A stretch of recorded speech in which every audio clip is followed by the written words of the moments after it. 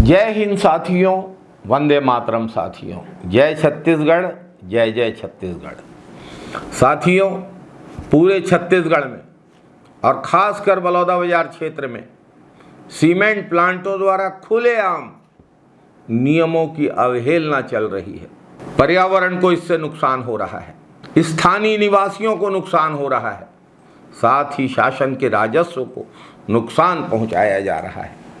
हाल ही में जहरीली गैस के रिसाव से स्कूल के बच्चे बेहोश हो गए थे। अगर पर्यावरण मानकों का सही पालन होता तो क्या ऐसी दुर्घटना हो सकती थी? आज इस वीडियो में हम चर्चा करेंगे कि किस प्रकार से सीमेंट फैक्ट्री के नियमों का उल्लंघन करके जनता के स्वास्थ्य के साथ साथ नियमों के राज्य के राजस्व को नुकसान पहुंचाया जा रहा है खिलवाड़ करके। मुझसे क्षेत्र के प्रमुख नेता पूर्व जिला पंचायत सदस्य श्री बसंत आडिल मिले और उन्होंने अनेक दस्तावेजों के साथ सूचना के अधिकार के तहत प्राप्त जानकारियों और श्री सीमेंट के द्वारा नियमों के उल्लंघन के खिलाफ शिकायतें की हैं। शिकायतें प्रमुख रूप से यह है कि सीमेंट प्लांट में यूनिट 3 फेज 2 के बाद चालू होना था। यह कंपनी ने लिख के दिया था शासन, लेकिन इसे पहले ही उत्पादन में डाल दिया गया। श्री सीमेंट ने लिख कर दिया था शासन कि लाइमस्टोन 21 मिलियन टन उत्पादन स्तर प्राप्त होने के बाद ही 7.5 मिलियन टन से अधिक क्लिंकर का उत्पादन होगा। जब तक 21 मिलियन टन लाइमस्टोन का उत्पादन प्राप्त नहीं होता तब तक 7.5 मिलियन टन से ऊपर क्लिंकर का उत्पादन नहीं किया जाएगा। पर्यावरण स्वीकृति की कार्यवाही में इस बात को पर्यावरण मंत्रालय भारत शासन ने दर्ज किया था, लेकिन श्री सीमेंट कंपनी को ESE के मेंबर सेक्रेटरी द्वारा पर्यावरण स्वीकृति जारी करने में इस महत्वपूर्ण बिंदु का उल्लेख करने की आवश्यकता नहीं समझी गई। इसे छोड़ दिया गया। वांछित लाइमस्टोन उत्पादन की क्षमता प्राप्त नहीं होने तक सीमेंट का उत्पादन 7.5 मिलियन टन तक ही रहेगा, जब पर्यावरण स्वीकृति की यह आवश्यक शर्त है।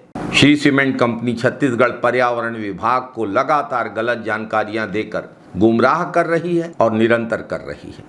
प्रपोजल के अनुसार फेज 2 के बाद ही यूनिट 3 में उत्पादन आरंभ होना था, लेकिन फेज 1 को मॉडिफाई किया गया और यूनिट 3 में उत्पादन कर दिया गया।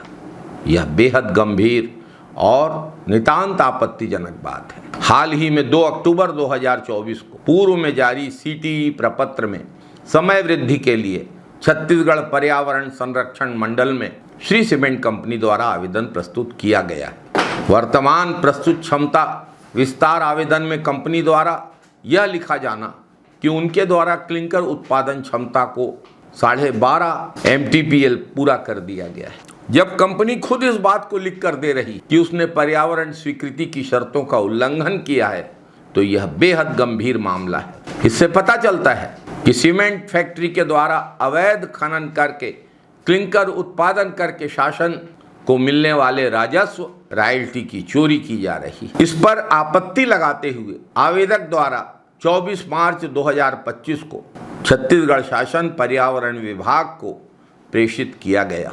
विदित हो कि बजट सत्र 2025 के दौरान विधानसभा में एक प्रश्न के उत्तर में पर्यावरण विभाग द्वारा प्रस्तुत उत्तर में यह लेख किया गया है। शिकायत को पर्यावरण मंत्रालय नई दिल्ली को 31/12/2024 को प्रेषित किया गया है। बलौदाबाजार क्षेत्र की जनता यह चाहती है कि कंपनी द्वारा गलत जानकारियां देकर प्रस्तुत किए गए क्षमता विस्तार आवेदन को राज्य सरकार का पर्यावरण विभाग और केंद्र सरकार का पर्यावरण विभाग गंभीरता से ले, तत्काल प्रभाव से ऐसे फर्जी जानकारियों पर आधारित आवेदनों को खारिज किया जाए और शासन द्वारा जारी की गई स्वीकृतियों के खिलाफ जाकर किए गए अवैध खनन और कंपनी द्वारा पर्यावरण सहित खनिज नियमों के उल्लंघन की गहन जांच की जाए। कंपनी पर वैधानिक कार्यवाही की जाए। राज्य सरकार को हुई राजस्व क्षति का आकलन करके उस क्षति को वसूल करने की कार्यवाही की जाए। जवाबदेही तय हो, जिम्मेदारी तय हो और बलौदाबाजार क्षेत्र के वासियों के अधिकारों के साथ हो रहा खिलवाड़ बंद किया जाए। बलौदाबाजार क्षेत्र के बेरोजगारों को इन कंपनियों में काम मिलना चाहिए, लेकिन कंपनियां लगातार नियमों का उल्लंघन करके क्षेत्र के हितों के साथ, बेरोजगारों के हितों के साथ खिलवाड़ कर रही हैं। इसे स्वीकार नहीं किया जा सकता। जय छत्तीसगढ़, जय हिंद, वंदे मातरम। साथ